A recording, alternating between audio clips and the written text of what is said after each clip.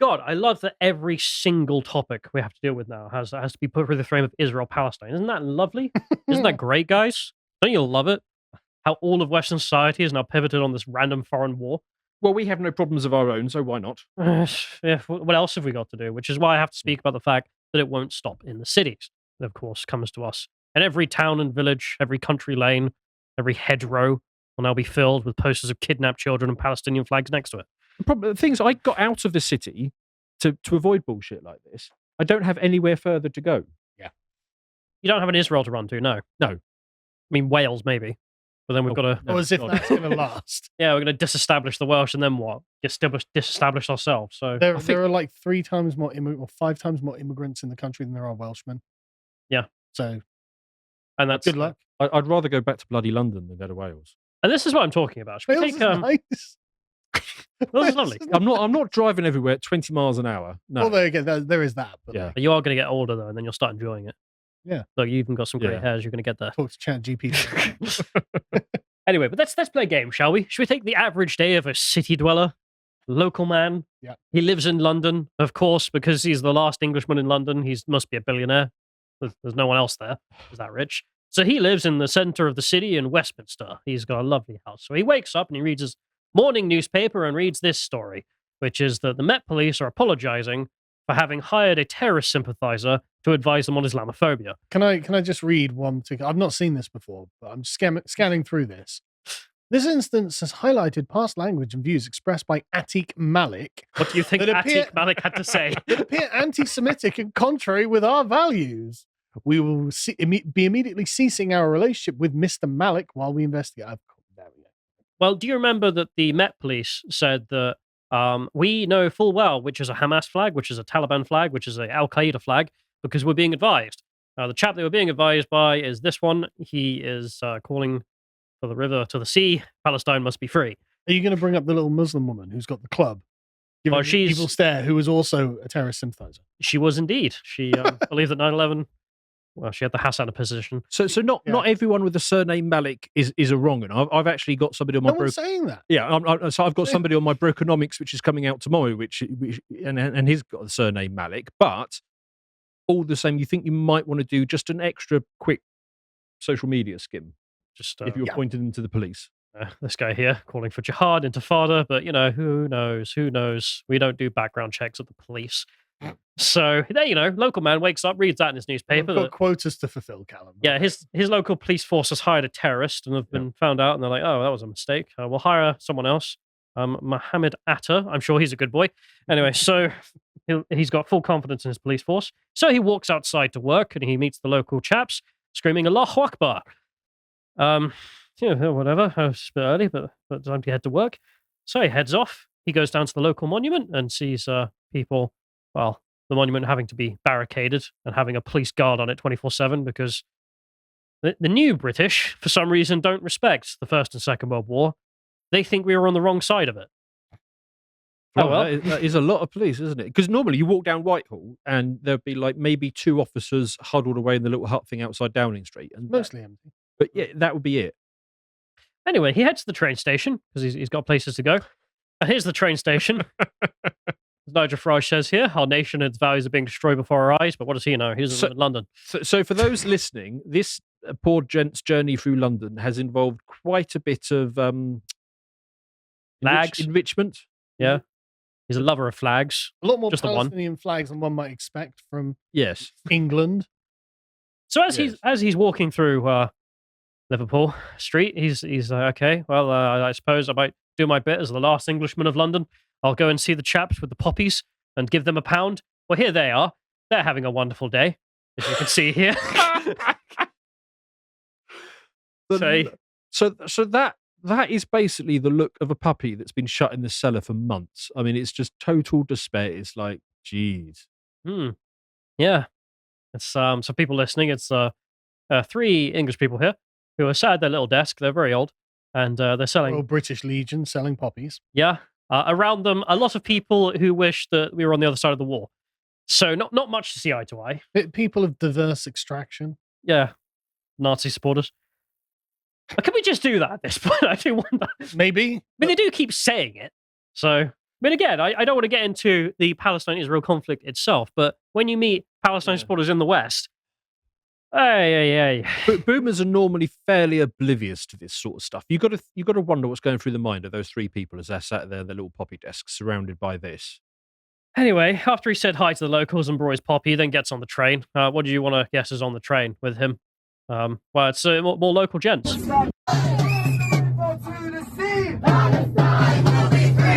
Oh, yeah, great. So that actually isn't too bad, because I used to live in London and sit on the tube. Yeah, and of course you used to live in London, and you're like, that's normal. At least they're speaking English. Yeah. The amount of times I'd be sat on the tube and I would hear separate conversations going on around me, not one of them in English. They're not shouting, Ya Yahud. Fantastic. Yeah, thank God at least the foreigners are chanting in English. Yeah, they're chanting their hateful rants in English, which is something.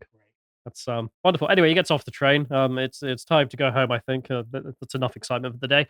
Well, he goes home. He's walking back through Westminster. What does he see? Well, he sees the local diversity screaming, "You are slaves," at the police before they are hit with fireworks. Because, again, it is a lovely, peaceful day in London.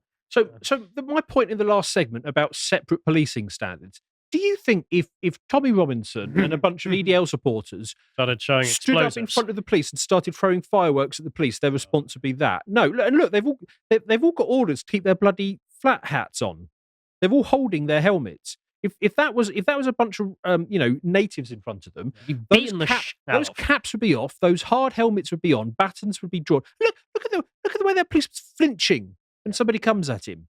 Well, I've been at some of those with some local people, and when they decided to walk onto a bus, they didn't damage the bus in any way because they're English, but they got onto the bus and they got on the top of the bus and they're chanting away. The police deployed dogs because they treat it like a football game. Yeah, but that would be Islamophobic. And can we very briefly touch on the irony of the adherents of a religion that literally translates into submit, calling other people slaves? Yeah. Well, anyway, look, man, he's not very happy about it, as we went over previously. That face is glorious. And I just want to make the other point of interacting with these people on the protests in London. I mean, they do keep straying into the line of not really caring about the Palestinian people, really. Sort of more animated by some other aspect of this war. They never cared about the people of Yemen. Never cared about the people of Afghanistan. They care about the people of Syria.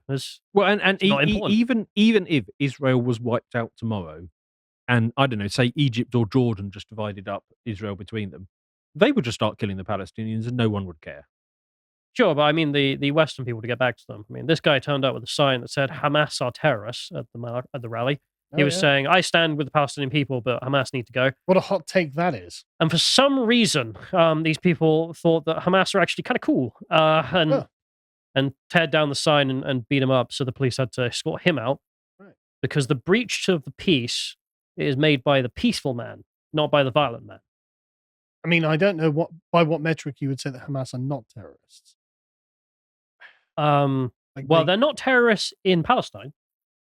Aren't they? They're a prescribed group in the UK, but not prescribed in Gaza. I realize they're not prescribed in Gaza, but that doesn't mean they don't do any terrorism in Gaza. I mean, they are still prescribed. Well, you wanted to steal, man.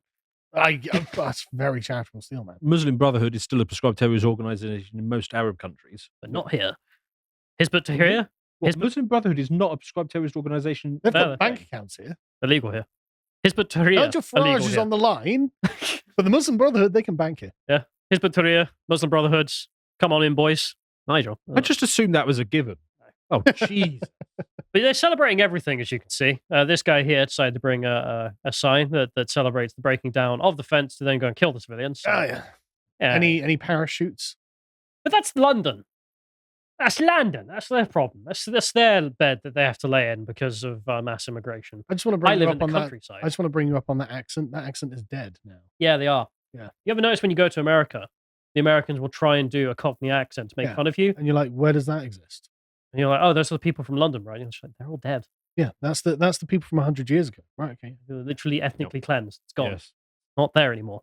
Yeah. So let's move to Swindon because, of course, such people did leave London. And most of the MPs, like Jacob Rees-Mogg, live out in the countryside where mass immigration to them means one European and an Irishman. Statistically speaking, that is entirely true. We've got diversity. Look at all these Irishmen. Sounds like my area, except without the Irishman. Yeah. So, well, there we go. There's some average Swindon residents I found on the weekend. And do you want to play? Do you want to play a game? I would have just gone up and be like, "How many years have you been in the UK?" Not many. Yeah. Yeah. They love this guy with his exist, resist, return. How much returning to Palestine do you think he's doing? Go on then. Currently in Swindon. Yeah. Summary. He's on Pig Hill, which is at Swindon over here. Yeah. You could get closer than Swindon. He doesn't want to, though, for some reason. Everyone brought their kids, of course, and everything else. Demographically, these people are going to be fine. They are the future of Swindon. And, that's the case. And they really are the future of Swindon, by the way, because I drive through Swindon on my way in and I see the queues Kids. to the schools. Yeah. This lady here, Seemed a bit lost, love. no, she was one of the smug leftists who Oh, of course you are. loves where she is. I also just found this is an old photo of part of Swindon. You can see there's a Morrison's there. You can go and get your middle class food when you go to Nando's and Prezzo and go to the cinema. Well, this is like 10 years ago or something, is it? Yeah, this is it now. Morrison's is closed down. Morrison's gone. No one buys middle class food for some reason. The new Swindonites. There's now some Pride stuff. There's actually a Pride shop up there. Yep. That's selling all kind of rainbow Oh, flags. thank goodness. Yeah. And okay, yeah, this is what the countryside looks like instead. Aren't things better? I love watching the foreign occupants marching down, marching ruins. past the ruins. Yeah, marching through the ruins of a once great civilization. This is just so great. And well, like that man had to worry about his war memorials being destroyed in London. We have more pressing matters. Swindon McDonald's was apparently the focus of this. Is that Piers Corbyn? Yeah, for some reason, Piers Corbyn turned up to Swindon, and they've got this banner here that's like, "Stop the invasion of Gaza," and he shouted that anyone that eats a McDonald's is funding the IDF. The Horde is just over there at a shop. Oh, is that why we had to go to McDonald's for lunch today? No, I just like McDonald's. Ah, right, okay. It's cheaper than Just pro-American, Tesco's. bro. Right, okay. One thing that is kind of funny. I probably should have uploaded it. That behind this sign, there's on the other side, no deal Brexit now. For some reason. I agree with one half of the sign. But he's doing this for my camera, and then when the guys, obviously the Palestinian guys, turn up, they turn the sign around. So facing me, it says "No deal Brexit now," and facing them, it says "Stop the invasion of Gaza." And it's just like, he appeals to all people in all times. Here's Corbyn. He makes the synthesis. Yeah, he does indeed. So there we are. This is the cinema, as I was mentioning earlier. There's the Pride shop. The people in the Pride shop did come out to have a watch Oh yeah. whilst they chanted "From the river to the sea." Think these guys are into pride, do you guys? Yeah. All those Palestinian flags, that's another pride flag, isn't it? Presumably they were supportive. It's like, we agree with your genocidal chants. Would you like a rainbow dildo? No, they look so worried, man. Oh, did they? Right. Oh, did they? I'd just be like, For some reason. really? I thought you loved this. Yeah, really. My fellow Lib Dem. I would. Oh. It's just, it really does not stop in the cities, boys. Are you getting the message, my local Lib Dem voters? Also, I didn't realise that we had a Pride shop. I'm going to have to check that out tomorrow. Oh, you want to go? Yeah, we can. We can go and laugh at them. But you can see the smug leftists as well. Sorry, I don't mean to show myself a lawyer. It's just where I posted it. Look at this Joker-esque individual. Like, what are you doing with your life? Oh no, he's exactly where he belongs. Or she, I don't know. But then getting back to Swindon, because Just as a thing, you didn't put up the Swindon supports Gaza or whatever picture. oh yeah, that was another one. There was a banner that was really, really infuriating. There's some foreigner who's been here for like 2 years. It's like, Swindon supports Gaza. It's like, you don't even speak English. Get out of my country. There we go. Swindon stands with the Palestinian people. Who the hell are you, Mahmoud? Just, oh my I God. claim Pig Hill for myself. The Islamic religion claims Pig Hill. Well, I'll tell you who he is. He's the people that our ruling elite think should make up this country. Yeah. That's the future of the country, according to the ruling parties. I love in the background there, you can see two images, which is that you've got the community centre, which you can find in images of Swindon back when we had a tram service in this tiny provincial place. Yep. And now not only is there no tram, there is now people telling us that we must stand with Palestine. Again, not average Swindonians, there we are. Swindonites, or however we call ourselves, just a And bunch of Middle Eastern colonists who have arrived here. Yeah. Drives me batty, man. And this has been your place for a while. Yeah, I've been I've here only for 20 been- years. I've been here for a couple of years. 25 straight. years. And you always tell me life wasn't like this. And I'm just like, No. this is London. This is just London. You live in London now. Exactly. I didn't move. London just overtook this place. Like, Swindon was always like, a bit like not prestigious, right? But it was nice. It was full of English people, and we used to just go we used to go drinking in the town, and it was just safe and fun. No one ever had any problems, and it was a good place to live. Didn't have this. And the reason I focus on this is not just because it happens to be where I live right now. Every person in England will have this experience who lives outside of London. Yes. And every person we've had in as a guest always says the same thing to us. They always come and look at the place and go, God, what a mess this place is. But it's really not uncommon. I mean, even Godfrey Bloom came in and was like, so many places in the country experiencing the exact same thing. Yeah. The London comes to you. The London just happens to turn up and take over where you live and make yourself part of London. Oh, great. Yeah. Wonderful. And then claim that they represent your place. Exactly. I just can't stand it. If you want to sit here and they're like, oh, colonizers, get off our land. You're the colonizers. Where are you? You're on Pig Hill. You're Muslim. You're on Pig. So, literally, Schwein-Don is the Anglo-Saxon name that gives this place its name. Yeah. Okay. And this isn't the story that riled me up so much. This is one thing that just is amazing as an example of how London comes to you. But here we go. Here's a story a while back about how Sikh girls in Birmingham were being groomed. And they mention in here that the way it happened is that they would come to the schools. And I don't know if we can get the clip up in which I suppose we'll play it. This is an old piece of footage, as you can tell. And these local guys are upset because something used to happen in Birmingham years ago. But most of this caused by the Pakistani community itself. When young people go outside schools, I'm on about ages around about 19 to 20, they go in their fancy sports cars, hang about. For the last few months, there's been a dramatic increase in tension between young Muslims and Sikhs. The starting point was that some of the allegedly the Sher Punjab had leaflets out saying that the Muslim youths are coming around our schools. They're abducting our girls, and they're raping them and then putting them in prostitution. Our aim is to get all these schools free of people standing outside them. We want a normal life. Girls can go to school, come back home without being picked up and taken out to town, taken out to discos, stuff like that. As long as that stops, we're happy. The Sher Punjab claim that young Sikh women have been abducted and raped. They say they've given evidence, including names and the number plates of the offenders' cars, to the authorities. The police promised us that they'll do the job before we step out of the way. And we stepped out of the way for a couple of months. Things just happened in the past couple of days. And information was passed to them, and we haven't heard nothing being done. I mean, you can tell how old that footage is, right?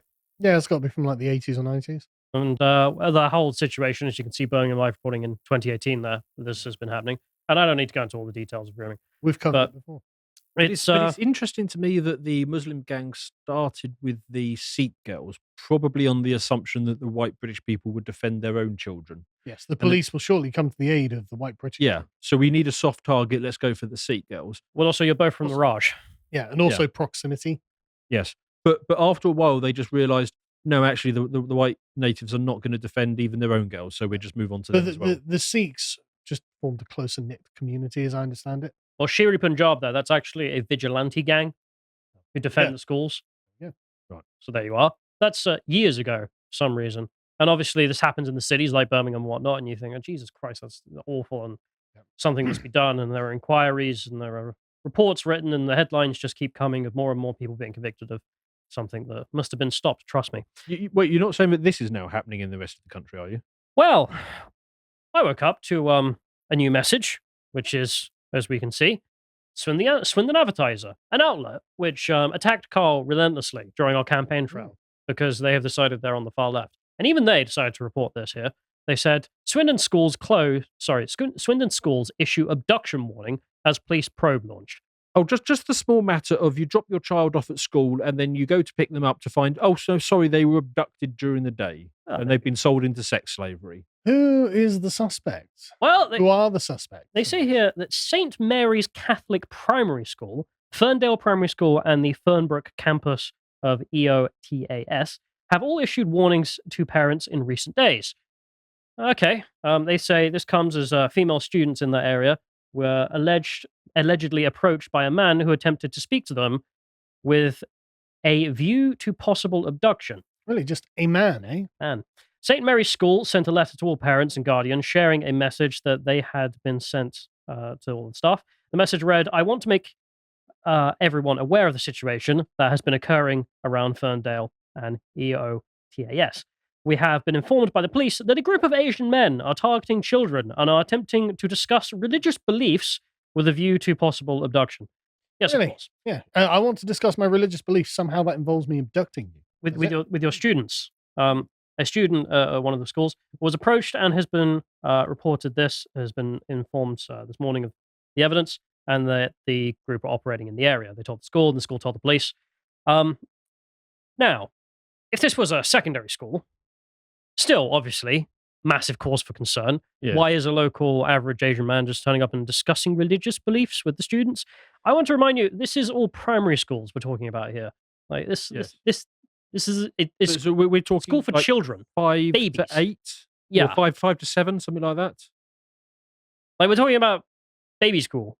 Yes. And for some reason, the problem that Swindon never used to have. Now, when you go to your local nursery school, you will find apparently Asian men just hanging outside the schools. What could be the problem? Well, I mean, we have had this in Wigan, for example, another place that didn't have this problem. And then for some reason, quote, asylum seekers were sent in to Wigan. They were put in a hotel. This is only because Lisa Nandy specifically requested them. Yeah, She specifically said asylum seekers welcome. a Labour MP insisted on moving a load of asylum seekers into a hotel right next to school, and for some reason they then had to move them all out because, well, they kept harassing the schoolgirls. Just to tell you, well, that particular area, I mean, there's the census data for people who want to go and look it up in their own time. The schools are about a 12-minute walk from one of the hotels where a load of the asylum seekers have been put in from boat people. Fantastic. But even then, it's probably not even them.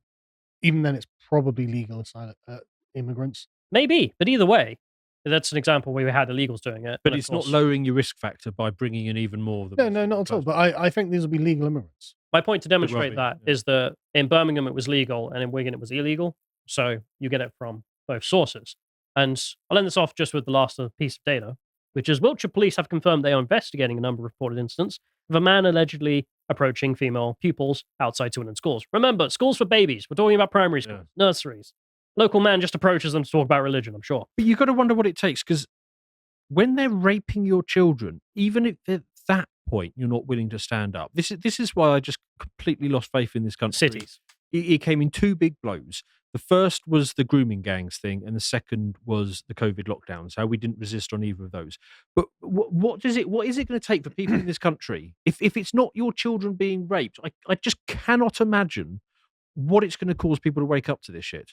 So to end it off just with the details, which is that there's no suggestion that any of the children have been physically harmed in Swindon. Of course, in every other part of the country, they have been. Yeah, but this is a process.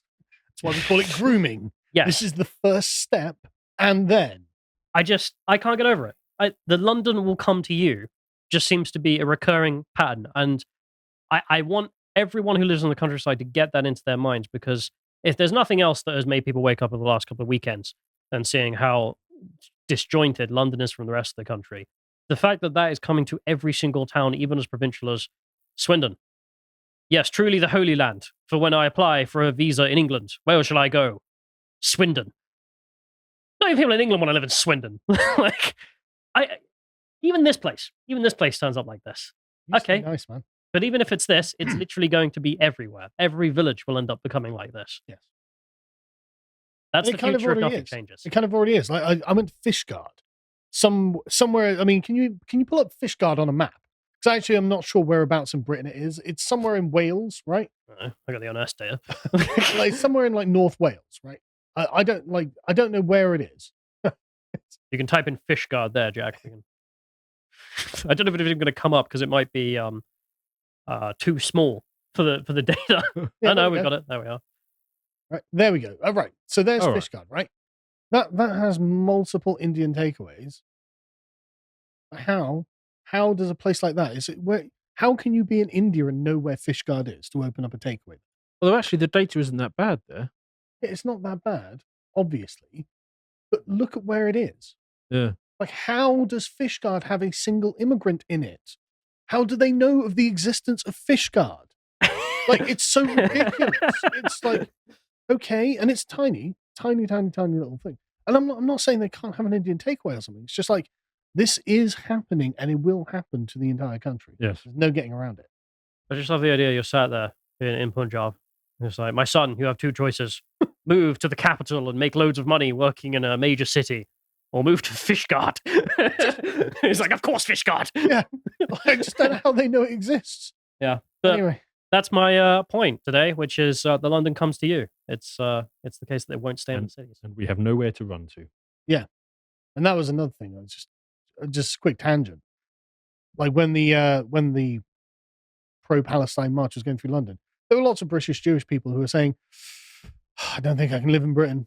Too many Muslims, basically. And it's like, okay, but I don't have anywhere to go. Yeah, we're all moving to Israel. I don't have an Israel. Right. What do I do? You know? Yep. Anyway. Who gets free Israeli citizenship? Oh, you, not me. Great, thanks. That's cheerful. I mean, I came to Swindon as well to try and get away from Reading, which I went to try and get away from London. Was continue going west until eventually the podcast is broadcast from Land's Fishguard. End. Yeah, just sitting on Land's End, Yeah. eating mashed Penzance or potato and something, yeah. bangers. Yeah.